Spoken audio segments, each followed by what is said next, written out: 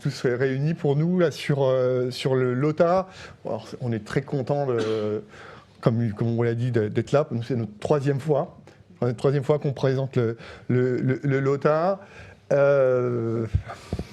Nous sommes bénévoles. Nous sommes aussi des professionnels. La charge pour nous cette semaine, même si ça fait un an qu'on prépare la présentation, la charge professionnelle et aussi associative, notamment par rapport à l'actualité ARIS, cette semaine nous a bien chargé. Et comme on est dans le lieu de l'innovation, l'Electrolab, pour ceux qui ne connaissent pas, vous allez voir ce week-end que c'est vraiment le lieu de l'innovation. Donc moi, je vous propose une expérience éducative et aussi dans l'innovation. Donc pour cette présentation, je vais pas le cacher, c'est ce que je fais aussi avec mes étudiants. De temps en temps, j'utilise l'IA, parce que c'est le moment de l'innovation. Et j'ai demandé à l'IA, je ne m'en cache pas, de générer cette présentation sur la base d'un certain nombre de documentations autour du LOTA, des Learners on the Air, de faire une présentation. Donc, je vous rassure, j'ai 22 slides. Il y en a certains, ça va aller très vite. Puis il y en a certains, on va aller un petit peu plus vite. Et puis on va aussi voir l'expérience et le retour que peut nous donner le LOTA. Alors, ça ne marche pas, mais ça, c'est pas très, très grave. Peut-être voulez-vous présenter aussi. Moi, je crois que tout le monde me connaît. Et Joseph ? Oui, si on m'entend. Joseph, FCCCS, impliqué dans ARIS, depuis 2005, où justement à l'époque, j'allais dans les écoles, dans les classes de CM2, et là, je me suis rendu compte qu'il y avait beaucoup de choses à faire et expliquer les sciences très simplement, sans formule, mais avec des maquettes, avec des expériences. Et donc, c'est comme ça que je rejoins le LOTA pour justement partager les expériences qui avaient été faites au départ et qui permettront. Alors, on a vu la présentation de Bordeaux là, qui est très intéressante et qui va tout à fait dans ce sens-là. Exactement. Donc voilà, donc nous sommes partis effectivement de cette vision, alors très bien dessinée par l'IA. On pourrait pas faire mieux. Moi, j'ai pas grand chose à rajouter. On part de la maternelle jusqu'à l'université, avec pour objectif d'enrichir l'apprentissage. Des matières scientifiques, de la technologie, les radioamateurs, c'est ça. L'ingénierie, c'est l'aspect expérimental des radioamateurs qu'on retrouve, et puis évidemment les mathématiques avec les calculs et la physique. Voilà, donc les systèmes que l'on retrouve. Quatre valeurs fondamentales. Merci l'IA. Du coup, je ne sais pas où est-ce qu'ils ont retrouvé ça, mais on retrouve les 4 valeurs fondamentales et de l'éducation nationale et puis du monde radioamateurisme avec le partage. Notez-le pour plus tard. La transmission du savoir, l'inclusion. La communauté radioamateur, un bel exemple, et puis la citoyenneté, le rayonnement de la communauté radioamateur à travers le monde. Donc ça, bravo l'IA, elle a trouvé ça toute seule. Celle-ci, là, on n'a rien... On l'a peut-être un petit peu aidé. Je pense l'IA a un petit peu puisé dans nos comptes rendus de réunion, mais on est parti sur un constat d'urgence le constat d'urgence pour les filières scientifiques. C'est vraiment ça qui manque. Aujourd'hui, on a un marché du travail vraiment en forte tension sur les aspects scientifiques, techniques, un déficit de croissant des vocations chez les jeunes. C'est un constat. Alors, je suis content parce que je retrouve le même constat que mon collègue de Bordeaux, mais voilà, on peut aussi partir de celui-là. Et donc, la réponse, c'est le LOTA, c'est non seulement de développer des compétences, mais aussi croire en soi, faire des expériences, et puis s'ouvrir vers le monde à travers la radio. Petit rappel avec un clin d'œil à notre parrain, Michel Tonini, qui parraine ce programme, avec l'une de ces phrases qui me permet de revenir sur la présentation précédente, notamment sur Harris. C'était sur Mir que la station Harris ne fait pas partie des stations de secours à bord de l'ISS. Il y a d'autres maintenant solutions de secours. En revanche, sur Mir, effectivement, les communications radio-amateurs avec les communications radio des astronautes pouvaient être interrompues et de temps en temps, il pouvait y avoir certaines communications qui se sont faites par le biais des radio-amateurs. En complément de celles gérées par les agences spatiales. Alors, nous sommes un groupe de travail national, commun à deux associations, le REF et l'AMSAT, et il a repris ici quelques exemples de projets qu'on pouvait avoir. Donc on retrouve un petit clin d'œil à nos amis de l'Orne, du Mans, un axe région parisienne, Alsace, voilà, très fort, et puis d'autres initiatives. Là, c'est trouvé tout seul par l'IA. Je vais accélérer un petit peu. Sur d'autres points, c'est vraiment une synergie entre deux mondes. Je reviendrai pas là-dessus, on en a déjà parlé pas mal. Mais pour ceux qui ne nous connaissent pas, nous avons des fondations institutionnelles solides, puisque le programme LOTA est issu de notre expérience sur Harris, et donc un groupe de travail commun entre le réseau des émetteurs français et l'AMSAT qui porte et finance, donc j'en profite, Jean-Louis, Christophe, donc, qui finance notre groupe de travail avec donc une force de frappe d'à peu près 60 membres actifs, engagés, qui nous suivent, et nous sommes donc lancés le 30 juin 2024. Donc, par contre, désolé, mais l'IA a un petit peu connaissait pas les logos des deux institutions et a un petit peu modifier les logos. Voilà. Donc ça, moi, mes étudiants, généralement, ils modifient les logos. Voilà.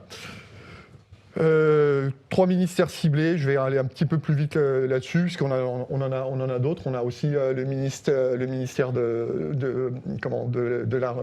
l'armée, des armées, le ministère de l'air et de l'espace, aussi en cible, mais une cible pédagogique, filles et garçons de 5 à 25 ans, inscrits dans le système scolaire. Voilà. Donc on vise cette catégorie de population, justement, à travers les enseignants. Oui, en quelque sorte, nos cibles, ce sont les enseignants, bien sûr, parce que c'est eux qui enseignent leurs élèves. Et ensuite, on aimerait bien que les élèves découvrent la radio parce que tout simplement, ils ne connaissent pas. Donc on ne peut pas aimer quelque chose qu'on ne connaît pas. Sur les outils, vous les avez déjà tous plus ou moins vus. Je vais pas rentrer dans le détail, mais en tout cas, merci à l'IA de les avoir retrouvés. J'aime beaucoup.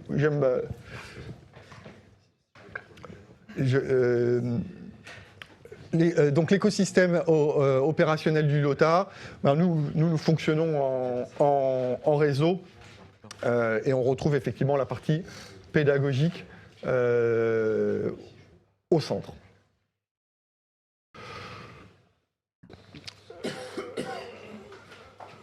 voilà. Relever des défis structurels, merci à l'IA. Donc on se retrouve effectivement en tant qu'enseignant confronté à des défis juridiques, à une complexité juridique ou qui peut faire obstacle avec par exemple la protection stricte des données sur les mineurs en milieu scolaire, sur les publications par exemple sur l'internet, etc. Donc nous avons travaillé de façon proactive avec la commission juridique et notamment la commission juridique du REF pour sécuriser et puis faire en sorte de mettre en place des choses. Puis on est confronté à des défis techniques, et notamment belle hallucination de l'IA. Un exemple que l'examen radio-amateur peut être parfois trop complexe pour les jeunes débutants. Alors on a des exemples récents où on a des jeunes qui ont passé la licence, voire des très jeunes qui ont appris. Et la solution, alors ça c'est une solution générée par l'IA, c'est la négociation en cours, je l'ai souligné en cours, parce qu'aujourd'hui on n'a pas encore lancé ce projet, mais une discussion donc avec la NFR pour créer une licence novice adaptée. Ça peut rentrer dans un de nos programmes, mais aujourd'hui, voilà, typiquement, si vous utilisez l'IA pour faire vos slides, attention à ce genre de... Voilà. C'est ce que je dis à mes étudiants, donc je vous le redis à vous. Oui, juste un petit complément, parce que tu parles de tes étudiants et de l'IA. L'utilisation de l'IA est rentrée dans les programmes scolaires à partir du CM1. Donc les enseignants doivent apprendre à leurs élèves à utiliser, c'est surtout ça, à utiliser les IA. C'est dans les programmes du CM1, ça commence au CM1. Et comme l'IA générative est allée jusqu'au bout des choses, eh bien, elle nous a donné des chiffres. Alors, des chiffres avec des indicateurs ambitieux. Hein, voilà. Merci pour ces réactions. J'entends des rires sur la salle, mais je les ai laissés exprès, volontairement. Si vous voulez du coup en profiter pour faire des phrases chocs ou tweeter là-dessus, voilà. Bon, je vais poser, mais je vais assumer ces chiffres. Et pourquoi je vous les laisse? Parce qu'effectivement, ils sont typiquement générés par l'IA. Aujourd'hui, 20% des collèges français dotés d'un radioclub d'ici 2 ans. 12 ans. Ouais. On n'a pas cet objectif, d'accord. Les radioclubs dans les lycées ou dans les collèges, c'est un super outil pédagogique. On a quelques expériences. On regarde pas le chiffre. Ce qu'on regarde surtout, c'est essayer de les centraliser, de les faire communiquer ensemble pour créer des activités. On fait aussi de l'entraide.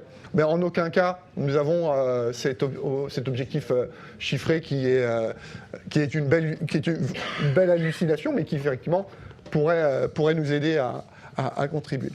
Plus 10% d'élèves inscrits en études supérieures scientifiques, ça serait formidable. Voilà, c'est-à-dire que là, c'est pas forcément chiffré, mais c'est quelque chose qu'on veut atteindre. Le nombre de radioamateurs, on vise pas forcément, comme on disait à faire tout à l'heure, on vise pas forcément à faire que tous les enseignants ou que tous les jeunes deviennent radioamateurs. En revanche, ce qu'on souhaite, c'est qu'ils aient un vernis technique et quelque part contribuer à la baisse de l'âge moyen. Dernier chiffre, plus 15, bon, il n'est pas daté, mais en tout cas, ça c'est quelque chose qu'on regarde de près parce que l'OTA fait partie du parcours des jeunes que l'on imagine en ayant un vernis, puis ensuite qui est rencontré à un radio-club ou une session de formation, comme on verra cet après-midi, qui deviendra radio-amateur et qui ira dans les Youngsters on the Air. Voilà. Donc ça, c'est aussi un chiffre que l'on souhaite suivre. Et puis l'horizon européenne, malheureusement on ne va pas avoir le temps d'en parler, mais voilà, ce qu'on veut, c'est rentrer dans un programme global et on regarde de près de ce qui se passe, notamment en Allemagne, en Suisse et en Belgique. En Europe. Et aux États-Unis aussi. Alors, nos réalisations depuis l'année dernière, nous avons un site web public, mais aussi avec un espace réservé aux membres qui grandit, qui s'enrichit de semaine en semaine d'articles et de publications. Nous avons participé au Quai de 25. Alors pour les enseignants, ça c'est quelque chose que peut-être qu'ils connaissent. Tu veux peut-être en parler aussi, tu veux peut-être reprendre. Oui, c'est un rendez-vous annuel de tous les enseignants qui veulent découvrir des projets innovants qui sont présentés soit par des enseignants, soit par des éditeurs. Enfin, voilà, c'est une rencontre enseignante, tout simplement. Et il y a un concours, donc avec des prix. Donc on y a participé l'année dernière, mais on ne connaissait pas bien les règles du concours. Donc on n'était pas dans les clous, mais en tout cas, on est prêt pour cette année. Mais ça nous a permis, comme ici aujourd'hui, de faire pas mal de rencontres. Nous avons rencontré des gens très, très intéressés par le LOTA, par la radio. Donc voilà, c'est très riche comme... Voilà, effectivement, ça nous a permis d'être invités cette année au Learning Show de 2026 et puis de présenter notre projet à la Cardi de Reims. Et puis de participer au Big QSO dans une épisode spécial pour le LOTA. Et puis, grande réalisation, Marie-Lydie, du coup, je vais te laisser parler du BIR. Lors d'une commission pédagogique, nous avons imaginé créer un brevet d'initiation radio. Il existe le BIA, le BIMER déjà, et on s'est dit que ça manquait pour la radio. Donc, nous sommes 2 équipes qui travaillons chacune de notre côté. Et nous allons fusionner notre travail. Alors, moi, je suis dans l'équipe de Joseph. Ah oui, moi je suis dans une autre équipe. Il est dans une autre équipe. Donc voilà. Donc on est complémentaires. On est complémentaires. Ouais. Donc on va se retrouver le 18 mars pour fusionner nos travaux. Donc c'est vraiment quelque chose qui n'existe pas. C'est totalement innovant et je pense que l'institution sera très très très intéressée. Mais il faut que ce soit quelque chose qui soit clé en main, qui on espère sera testé en classe, bien sûr. Donc voilà, on en est là et dans 15 jours, on va pouvoir mettre en commun tout ce qu'on a fait depuis quelques mois. Voilà. Alors on espère que c'est le nôtre qui va être retenu. Oui, tout le monde... Ah oui. Alors, l'idée j'aime bien aussi effectivement ce genre de défi, de compétition. Voilà. L'idée c'était de créer 2 streams en 2 ou 3 streams, parce qu'on est parti à 3 sur différents sujets, et de ensuite fusionner ça et d'être publié déjà donc aujourd'hui sur un site référencé de l'éducation nationale qui s'appelle La Forge, voilà, qui nous permet plusieurs points d'être dans la souveraineté française. Hébergé donc par l'éducation nationale, c'est une méthode agile classique, voilà, avec un développement des tickets de modification et une co-construction partagée, voilà, tout en open source, dont le projet BIR. Voilà pour les points. Et puis, comme il s'agit donc d'innovation, et puis on est dans un moment effectivement de convivialité, et puis on se veut un petit peu ludique, je vous propose de faire comme mes étudiants, de scanner ce QR code. Et de vous retrouver sur WooClap. Donc si normalement tout va bien. Alors juste pendant que vous vous connectez, Je voulais ajouter quelque chose tout à l'heure parce que j'ai parlé très vite et je voulais compléter mon propos. Oui, les IA rentrent à l'école, mais c'est aussi pour développer l'esprit critique. Hein. Attention, c'est pas... Voilà. Et enfin, nous, pour le BIR, aucune des équipes n'a utilisé l'IA.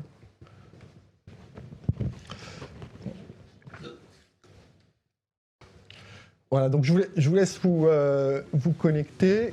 C'est là que ça va être compliqué pour moi, c'est qu'il va falloir... Un quiz.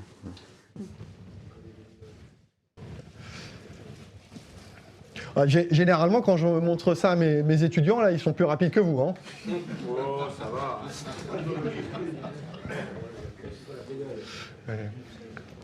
Alors là, vous pouvez y aller. Hein. J'ai pas mal de participants. Pareil, ceux qui sont à distance, n'hésitez pas à vous connecter. Voilà. Hop. Il faut un peu de patience. Ah, il faut un peu de patience, ok. Ouais, Il faut un peu de patience parce que parle mal. j'ai pas encore ouvert. Ouais. Normalement, donc tout le temps supplémentaire, c'est temps en moins pour l'apéro. Hein. C'est des tours d'apéro supplémentaires payés par Michel. C'est ça. C'est ça, ouais, je mettrai ça sur la compte du Lota. Pas de problème. Une petite question. Ok, allez, 27 participants. Ouais, une fois mes étudiants, là, j'étais sur une version limitée, il n'y avait plus que 15, mais ils étaient tellement contents de jouer, ils se sont dit c'est pas grave, ils étaient 30 dans la salle, on va se mettre côte à côte, on va le faire quand même le quiz. Alors, allez, première question, on se lance. Que signifie l'acronyme LOTA? Vous avez 20 secondes pour répondre. Local on the air, learners on the air, listening on the air ou learning over the antenna?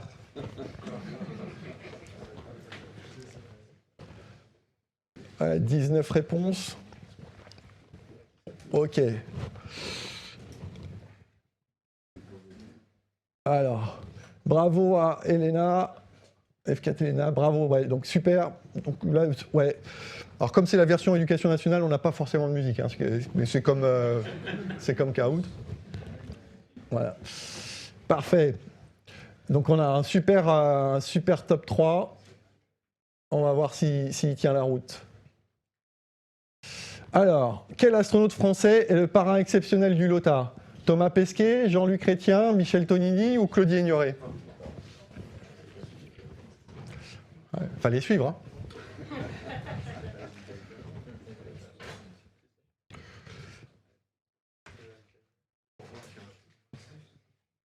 Alors, ouais, ça bouge.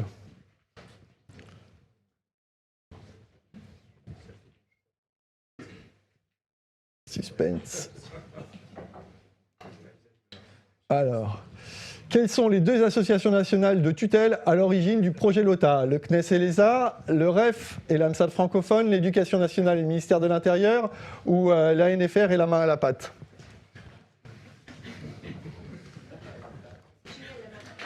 Avec la NFR, le choix est bon. Voilà. Ah ouais, je pense que là, on a un vainqueur. Ah non, ça bouge. Ça bouge, c'est une question de rapidité, hein, c'est bien. C'est bien. Question suivante. Alors, quelles sont les 4 valeurs fortes qui constituent le fil conducteur du projet? Partage, transmission du savoir, inclusion, citoyenneté, technologie, espace, sécurité civile et rigueur, compétition, écoute, performance, autonomie ou sciences, ingénierie, mathématiques et physique. Ah, c'est difficile celle-là, hein. Fallait suivre. C'est celle qui va départager tout le monde, j'espère. Hop. Ouais, ça bouge un peu. Et puis enfin, dernière question. Parmi ces propositions, quel est l'un des résultats chiffrés espérés par le projet LOTA? Alors là, il fallait écouter ce que j'ai dit. Créer 1400 nouveaux clubs radio en France, 100% de réussite au baccalauréat scientifique, 20% des collèges participent à la création d'un club d'ici 2 ans, remplacer les cours de physique par les cours de radioamateurisme, B, la réponse B, ou 6, contribuer à l'enseignement des matières scientifiques, techniques, d'ingénierie et d'innovation.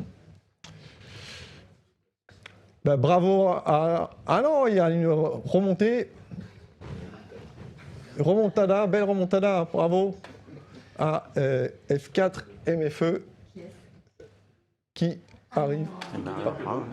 qui a gagné l'apéro. Ouais.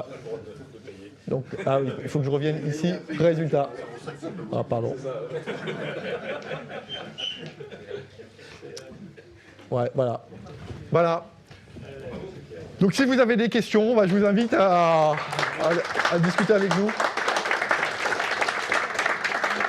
Une question ? Il y aurait une petite question du côté du chat. Marie-Lydie, est-ce que tu pourrais te présenter, s'il te plaît? Parce que tu as dit qu'on te connaissait, mais visiblement pas tout le monde.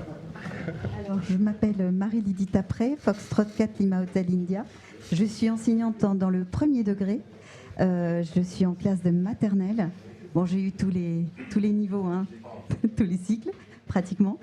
Et oui, je suis en maternelle. C'est un choix parce que les enfants s'émerveillent encore.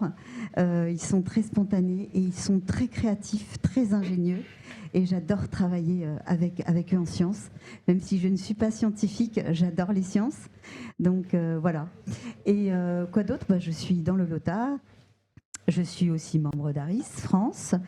Et mon travail, je suis un peu connue pour ça dans l'Aube, c'est de monter des projets, des événements importants, une revision spatiale, bien sûr un contact ARIS et d'autres choses encore, un jardin perma-sensoriel avec des élèves polyhandicapés. Là, ça n'a rien à voir avec la radio, mais beaucoup de projets. Et donc le prochain, j'espère qu'il va réussir, il sera au mois de mai. Donc j'ose pas trop en parler parce que c'est tellement extraordinaire que j'ai trop peur d'en parler que ça se fasse pas. Mais voilà, peut-être que on entendra parler de ce projet unique et innovant aussi à chaque fois.